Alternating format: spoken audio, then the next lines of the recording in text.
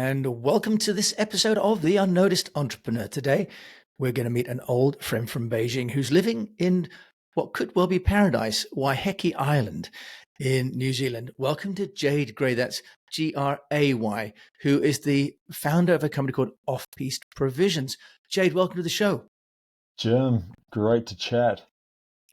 Well, it's so good to see you. I mean, you and I knew each other in Beijing. You built Gung Ho pizzas there, and then you sold that to the team in Beijing, but you'd built a thriving business there. Then you moved back to New Zealand in 2019, and so quickly you've built a business that's already pioneering in the meat alternative food business. And so I'd love to talk to you about how you're really changing the whole sort of category, because you're building beef jerky without the beef, Jay. So tell us about Off-Piste Provisions and what you're doing. Yeah, so Off-Piste Provisions, we're a food technology company that's looking to make impact through the reduction of greenhouse gas emissions and, in particular, animal livestock. So our solution to that challenge in New Zealand, about 50% of greenhouse gas emissions come from livestock, is to get rid of the cow. As simple as that. And the way we're doing that is through some pretty smart food tech, which takes the humble pea and turns it into a pretty healthy and appetizing snack. In our case, a bunch of what we call alternative meat snacks. So think of beef jerky, pork crackling, or what you may call up in UK, I think you call them pork scratchings. In America, pork rinds. We've got bear sticks and a bunch of alternative snacks, which we're selling through New Zealand, Australia, and the US. I love this on so many levels, Jade, and you're a pioneer in Beijing. Tell us a little bit about the origins of Off-Piste, and then later on you're going to tell us about how you've been crossing the chasm, because building a new business is hard enough, but you're building it in a whole new category as well in terms of these plant-based meat alternatives. So tell us a little bit about the genesis of Off-Piste. Well, it goes back to 96 when I first moved to China, and my job there was running a cattle feedlot operation up in northern China, right out in the back sticks of Dongbei, which is northeast China. And after running that, I went into meat processing with OSI and McDonald's and ran butcheries for Costco, and I was right in the meat space. But I just lost passion, interest in the sector. I got to see under the hood, and I wasn't that inspired. So got out of the industry, got into restaurants, built that out for best part of 20 years, Jim, as you know, and you're a frequent guest at one of my pizza chains. Yeah, wonderful Gung Ho pizzas. They were. Yep, still going strong in Beijing. But during that time, near the end of the venture in about 2016, we really got on the whole sustainability impact journey. And that was in China was quite pioneering. And we were actually the first B Corp certified food and beverage company in China, and the third B Corp in China, full stop. So it was definitely kind of pioneering in that regards of impact. But during that journey, we really analyzed our carbon footprint, and the big, I guess, epiphany was that animal products just had such a larger footprint than plant-based in real terms. And we're talking, 8 to 10 times larger footprint for the same equivalent of nutrition. So that was really the epiphany for me. And then we came across plant-based meats and plant-based dairy. And that was what just opened my mind up to this whole new world of, wow, okay, this can be a really viable solution without having to sacrifice on the eating experience. So when we sold our business, moved back to New Zealand, looking at New Zealand's greenhouse gas emissions being livestock, we said, hey, let's attack that. Let's get rid of the cow and use pea, and we effectively use pea protein and some really smart food technology to mimic effectively meat. I think it's fantastic. I think you used Off-Piste Provisions. Is that because of your original fascination with skiing, Jade? How did the name come about? Yep, that's definitely part of it. Well, when I came back, I've always loved the outdoors, Jim, and I was looking at the next chapter and how do I bring outdoors back into my life. but also looking at the whole plant-based meat space and saying, well, how the hell do these two kind of get connected? And then I stumbled across the whole ambient shelf life, shelf stable products, which don't require the cool chain. And when you head out into the mountains, backpacking, trails, cycling, skiing, you name it, obviously people pack their provisions and they put them in the backpack. You can't go to the local convenience store. So all of our food technology is built around 18 months shelf life, which is our real point of difference compared to a lot of the other products in market. So yeah, that was the marriage of the two, and now I get to go skiing and do a film shoot, and apparently it's part of the work. Well, you've always been brilliant at combining your business with your lifestyle, as you did in Beijing, and now you're doing down there living in Waiheke, which is just such an amazing place, just off Auckland, I think, isn't it? Now, tell us a little bit about how you're building the business, because this show's about how entrepreneurs are building a business as much as the business they're building. So, Jade, building any business is tough. You've done it in China, now you're doing it in New Zealand. What are some of the challenges that you're facing and that you're dealing with, and how are you overcoming those? Yeah, I think every venture has its own challenges, and you can be, experienced at entrepreneurship, but each venture poses so many new challenges that you've never encountered. For me, actually, it was coming back to New Zealand. There's a kind of a reverse culture shock, spending 20 years up in China and then having to set up teams and investors and navigating the landscape, regulatory and culturally in New Zealand. So that was definitely the first kind of awakening. It was like, okay, this is a new game again, so time to learn. COVID obviously was a big kicker. We, about 8 weeks before we were going to market, there was a lockdown in New Zealand for 6 weeks, and that completely threw out, our production, our pre-market, launch, branding, you name it. So I think that crisis management, and I had gone through SARS in China. I lost a business during SARS in 2003.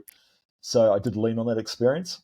And the experience I learned there is, during crisis, you need to make decisions based on imperfect information. And you can't wait to get all the information. You've really got to, if you wait, you pretty much die. So I took the front foot during COVID, and we just plowed ahead, obviously cautiously, but we didn't hold back. We didn't wait.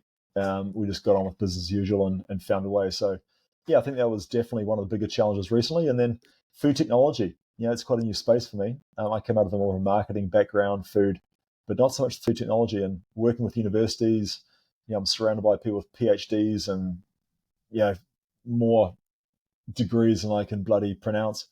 But it's so fascinating being with these highly intellectual people and challenging them, from an entrepreneur's point of view, from a marketing point of view, from a brand awareness point of view, not just around the science. And so I think that marriage of having a consumer-centric design process, which is where I come in, and then having very much a food technology science approach, which is where the our science team come in, it really creates that friction you need to come up with great innovation. Jade, So yeah. Sorry, so looking at the product packaging, just to touch on that, you talk about marketing. Although this is plant-based, you've got pictures of cows on the front. Do you want to just tell us a little bit about the design philosophy and strategy you've taken there? Because Absolutely, it's probably the most contentious part of our brand, Jim. So well picked up. A couple of things. One, when you're designing packaging, the packaging's really got to work on the shelf. You can't rely on other marketing when you've got a small budget and you're dealing across hundreds of stores. You need to have the packaging doing the heavy lifting. So catching people's attention is key.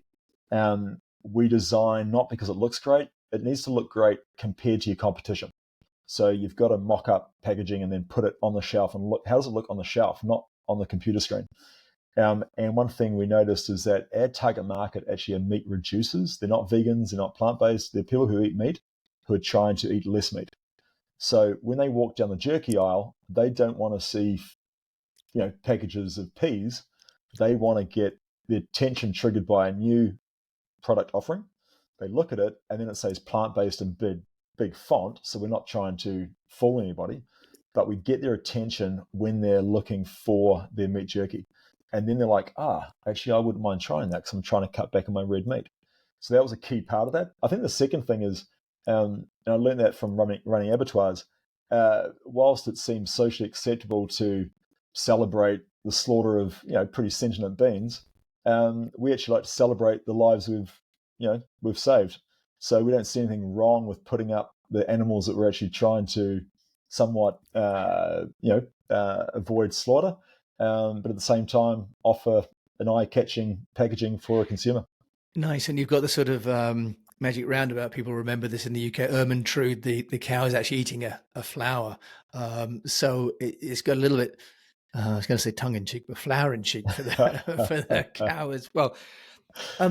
Jade, what about distribution then as well for the product? Because you're launching it from Waiheke Island, which is a tiny island. You're going global. You've got now over 700 locations in New Zealand. You've launched in Australia. You're going into the USA on Amazon. How have you managed to get the distribution? I think it's about having a really clear marketing strategy and where a consumer sits, where do they shop, where do they hang out. That's actually the harder part. Once you identify that, then the distribution and our approach becomes quite simple. You understand who operates in those areas and those channels and those sectors, but really identifying who needs your product, not who wants it. And I think that's where we see some brands fall down. They're trying to target everything for everyone, but we're saying who actually needs it and who would miss it if they don't have it in their life. And so we identified the outdoor market and also the convenient, what we call conscious consumer market. So once we identify that, what we'd call a brand persona or the avatar, we just then understand their lifestyle, where they hang out, and then make the contacts. And what you'll find is those category managers of those stores who are dealing with that consumer, they get the story straight away. But if you start knocking on doors and you think you're trying to chase these big chains and it's just not who your niche is right now, you don't get much love. Jade, that's really good insight as well about sort of to some degree niching down. Have you been doing much social media or has it been word of mouth? What's been the way that the brand has grown? I think you've got to cut through the noise, right? And the only way you're going to cut through is leaning into your strengths. You can't try to emulate somebody's strengths if you don't have it, is my approach. You can neutralize your weaknesses, but to really lean into your superpowers. And in the day, it's storytelling. There's 1,000 ways to tell a story, through dance, through music, through color, through oration. There's different ways. So you've got to work out what is your superpower of storytelling. For me, it's actually mainstream media, PR. And I've just honed that over the years. I think in China, you're forced to talk to a lot of PR.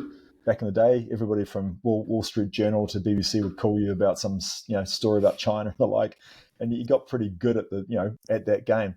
And I missed the whole social media thing. I'm an Xer who was never good at computers in general.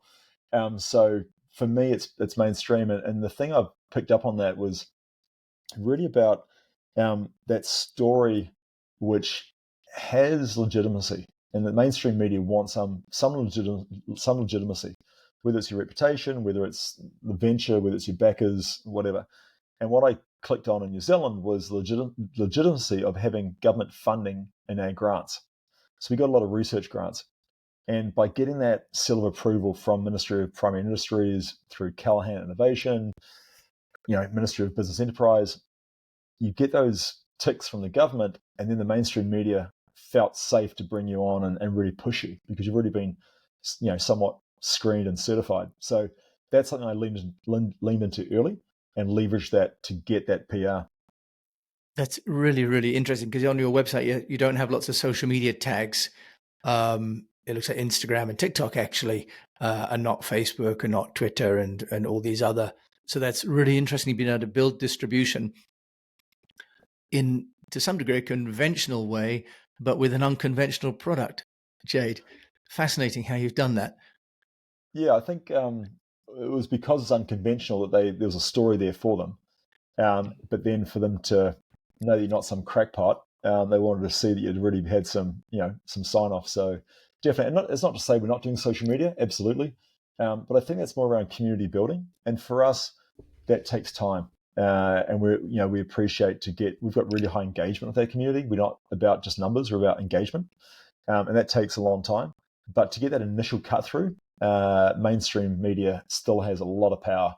And especially for our target market, which actually was Generation X and baby boomers, who are the key meat reducers, that's still where they get the majority of their news and information. Yeah, that's the credible news source, isn't it? Still for most, well, you and I are the same generation. Actually, I'm a bit older there, closer to boomer than X, right? At my level. Jade, what about overcoming, the chasm? I love to talk about how you get across to the other side. From a marketing point of view, plainly doing that, but also, what about aspects of, for example, like talent, finding the people to come and work with you, especially when you are a startup? You're doing what some might consider to be an oxymoron, beef jerky without the beef. So kind of hard sell there. How have you overcome that issue? Yeah, I think Off-Piste, in regards to talent, and everybody talks about talent being the biggest asset, but I just see so many people who don't actually walk the talk on that. And it takes time. This is about building trust. It's about building relationships. And that takes time, like in any relationship. So, I definitely call myself the chief recruitment officer for the first 2 years of any startup. Maybe on my name card it's CEO or founder, but that's not how I think. It's about recruitment and recruiting stakeholders, and in particular employees. So, every day you're selling the dream, and I don't care if they've signed the contract. That means nothing tomorrow. You've got to keep selling the dream and getting that engagement. And that, again, it's about time. It's about understanding what their aspirations are, and aligning that and trying to allow them to link how their aspirations time with your aspirations. So we spend a lot of time around alignment. And I think the other thing around that is, identifying the skills you don't have early in the piece, because as an entrepreneur, you need to obviously wear multiple hats. And I prefer wearing hats that I feel confident in than trying to wear hats that I'm not confident in. So doing the organizational chart, if you look at the E-Myth, for example, talks about building out the chart right from day one and then putting yourself in every seat, but slowly taking yourself out of those seats. And I definitely take that approach. Well, and Jade, you also did that very well in China and using Vern Harnish's scaling up and doing those workshops and so on. You really empowered your team really amazingly well. Jade, with the Off-Piste Provisions, from a marketing point of view, is there anything that you felt you've done? I know it's only been a short amount of time, you had great success, but anything you feel that you've done that really didn't yield the results that you'd suggest people don't try at home? Yeah, to be honest, we tend to fail fast and just move on. So I don't spend a lot of time doing autopsies, and if I definitely take an approach of throw 10 things at the wall. 2 are going to stick. Don't ask why the 8 didn't. Just double down on the 2 that did. So I don't think and I'd like to give you a more concise answer, Jim, but I think that to me is more about it. It's just moving on. Don't dwell on mistakes. Don't dwell on what didn't work. It may have worked. It may work tomorrow. It may have worked yesterday. It just didn't work today. It doesn't mean that the planning was wrong or execution was off. Sometimes there's things that just don't align, and you just got to move on. And so I tell my team, let's celebrate the failures, move on. If there's something to take out of it, absolutely. But let's not dissect it and look for blame or accountability or, if anything, at the end of the day, it sticks with me. I'm a marketing guy. If we got the marketing wrong, well, it's on me. No, and I love that idea that that you don't take it personally, Jade. I think that shows a great deal of self-confidence, actually, as well, that you can move on so quickly from failures. Well, and that's why you're so successful and across so many different categories and in so many different countries as well. Jade, you've also raised money with just a sort of one quick question. You've raised money. Can you give advice on how you raised the money? Because you're in a niche category, a growing category, but you're in a location not so close to big markets. How did you overcome that story to investors? I think the key thing is, one, you got skin in the game. So that, they need to see that, whether it's time or money. They need to see you've definitely got skin in the game at the start. So I started the venture with my own funds. And it wasn't we're not talking huge amounts of money, but it's enough to get traction, start the journey of getting a prototype. The other thing is, over the years, I've always kept in touch with mentors and people who I've come across on the journey and who I was inspired by, and I just keep them up to date with my story. And there's kind of that adage, don't fall at Buddha's feet in time of need. And so I'd always keep in touch with these people, and I generally enjoyed being in touch with them. And they'd always say, hey, if you ever got a venture, look me up. And that was fine. And some of them literally 10, 15 years later, I've kept in touch. And when it did come about, I started firing out a few emails saying, hey, I've got something brewing. Are you interested? And the response was, I think I literally approached 4 people and 3 came on as pre-seed. I got the funding. I mean, we raised our first $1.5 million it was less than 24 hours, because Wow. I literally fired out an email at about 2 a.m. in the morning on the Friday night, and by 6 a.m. We had the funding.